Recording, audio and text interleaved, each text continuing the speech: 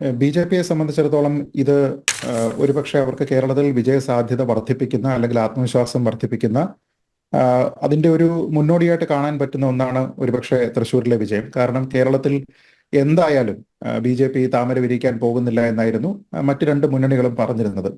പക്ഷെ അതിന് B J P ആത്മാർത്ഥമായിട്ട് ചെയ്യേണ്ടുന്ന ചില കാര്യങ്ങളുണ്ട്. സുരേഷ് ഗോപി എന്താണോ തൃശ്ശൂരിൽ ചെയ്തത് അത് ഒരുപക്ഷെ മറ്റു മണ്ഡലങ്ങളിലും അവർ ചെയ്യേണ്ടതാണ്. അതായത് സുരേഷ് ഗോപിയെ സംബന്ധിച്ചിടത്തോളം അദ്ദേഹം പഴയ കഴിഞ്ഞ നിയമസഭാ തെരഞ്ഞെടുപ്പിലാണെങ്കിലും അതേപോലെ ലോക്സഭാ തെരഞ്ഞെടുപ്പിലൊക്കെ ആണെങ്കിലും പരാജയപ്പെടുന്നു. അദ്ദേഹം പതിവായിട്ട് മൂന്നാം സ്ഥാനത്ത് വരുന്നു. പക്ഷെ ആ സമയത്തൊന്നും തന്നെ കുറച്ചുകൂടി കംഫർട്ടബിൾ ആയിട്ടുള്ള ഒരു സീറ്റിലേക്ക്, ഒരുപക്ഷെ അദ്ദേഹത്തിന്റെ സ്വന്തം ജില്ലയായിട്ടുള്ള തിരുവനന്തപുരത്തെ ഒരു സാധ്യത കൂടിയ സീറ്റിലേക്കൊന്നും തന്നെ അദ്ദേഹം മാറിയില്ല.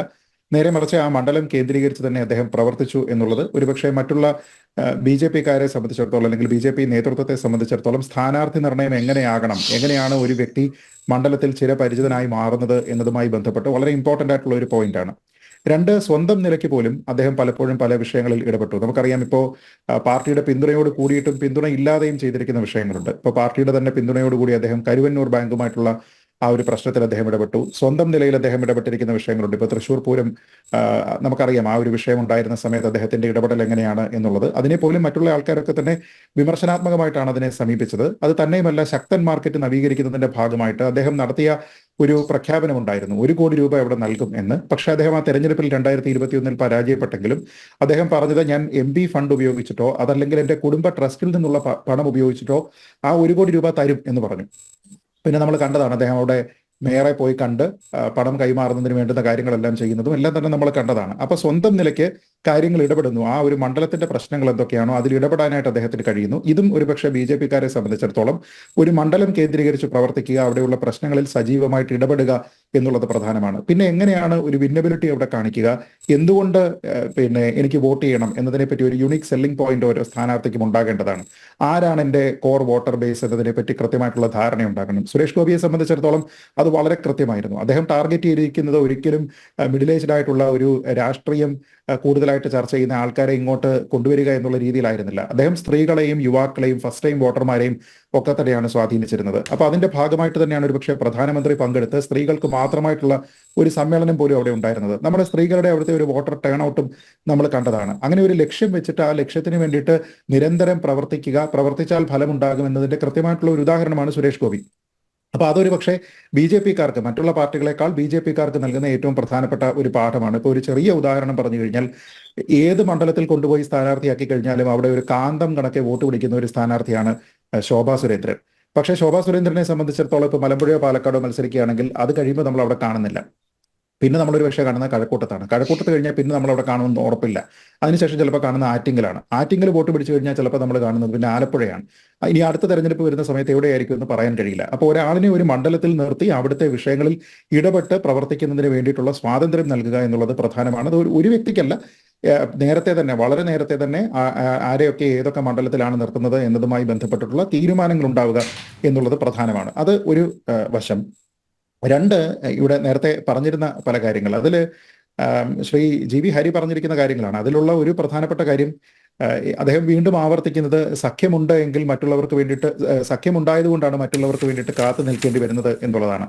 ഞാൻ പറഞ്ഞത് ഒരു പ്രീപോൾ അലയൻസ് ആണ്. പ്രീപോൾ അലയൻസുമായി ബന്ധപ്പെട്ട് അവർക്ക് നേരത്തെ തന്നെ ധാരണയുള്ളതാണ്, അല്ലാതെ ഇലക്ഷന് ശേഷം ഉണ്ടാക്കിയിരിക്കുന്നതല്ല.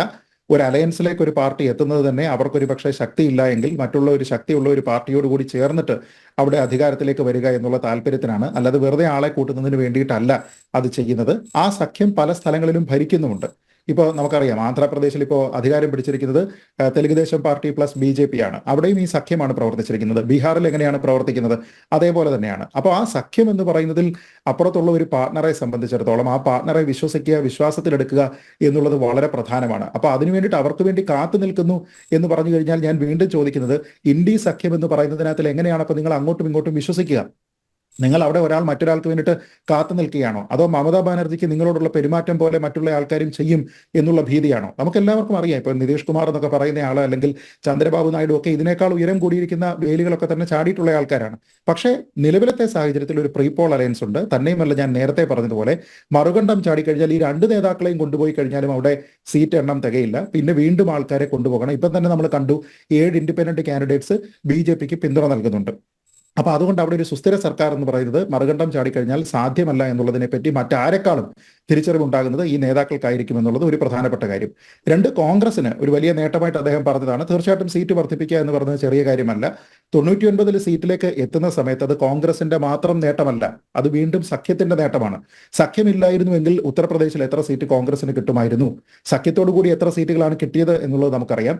നേരെ മറിച്ച് സഖ്യമില്ലായിരുന്നുവെങ്കിൽ എത്ര കിട്ടുമായിരുന്നു എന്ന് വെച്ചാൽ കോൺഗ്രസ് ഈ പറയുന്ന 99 സീറ്റുകൾക്കും സഖ്യത്തിൻ്റെതായിട്ടുള്ള പിൻബലമുണ്ട്, ചില അപൂർവം ചില സംസ്ഥാനങ്ങളിൽ ഒഴികെ. എന്ന് പറഞ്ഞാൽ വീണ്ടും മറ്റുള്ള സഖ്യത്തിന് വേണ്ടി നിങ്ങൾ കാത്തു നിന്നത് കൊണ്ടാണ് നിങ്ങൾക്ക് അത് കിട്ടിയിരിക്കുന്നത്. അപ്പൊ അത് നിങ്ങളുടെ കൃത്യമായിട്ടുള്ള ഓരോ മണ്ഡലത്തിലെയും ഡെപ്പോസിറ്റ് അല്ല. ഈ 99 മണ്ഡലങ്ങളിലും കോൺഗ്രസ് ഒന്നിച്ചാണ് മത്സരിക്കുന്നത്, ഒറ്റയ്ക്കാണ് മത്സരിക്കുന്നത് എങ്കിൽ അവരിത് ജയിക്കുമായിരുന്നില്ല, ഇത്രയും സീറ്റ് അവർക്ക് കിട്ടുമായിരുന്നില്ല. പിന്നെ ദേശീയ രാഷ്ട്രീയത്തെ സംബന്ധിച്ച് ഞാൻ നേരത്തെ പറഞ്ഞതുപോലെ 2014-ലും 2019-ലും BJP മത്സരിക്കുന്നത് വിവിധങ്ങളായിട്ടുള്ള BJP വിരുദ്ധ കക്ഷികൾക്കെതിരെയാണ്. ആ വോട്ട് കൺസോളിഡേറ്റ് ചെയ്യുക എന്ന് പറയുന്ന ഒരു പ്രക്രിയ ഇപ്പോൾ നടക്കുമ്പോൾ സ്വാഭാവികമായിട്ടും BJPക്ക് ക്ഷീണം ഉണ്ടാകും, BJPയുടെ സീറ്റുകൾ കുറയണം. അത് എന്താ നമ്മൾ ഈ പറഞ്ഞ പോലെ നോർമൽ അരിത്തമെറ്റിക് ആണ്.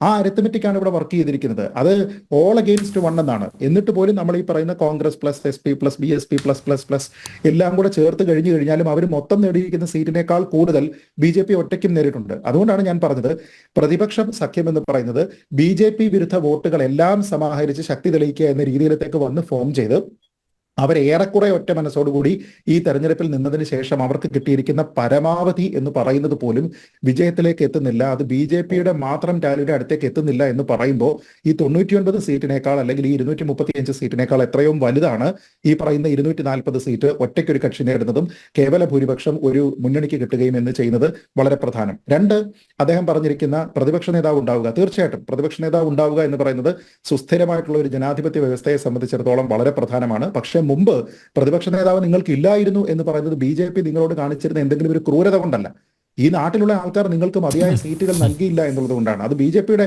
കുഴപ്പമായിരുന്നില്ല. ഇന്ന് നാട്ടുകാർക്ക് കുറച്ചുകൂടി വിശ്വാസം ആർജിച്ച സമയത്ത് അത് നൽകിയിരിക്കുന്നു. അതുകൊണ്ട് കഴിഞ്ഞ തവണ പ്രതിപക്ഷം ഇല്ലാതിരുന്നു എന്നൊരവസ്ഥയുണ്ടോ?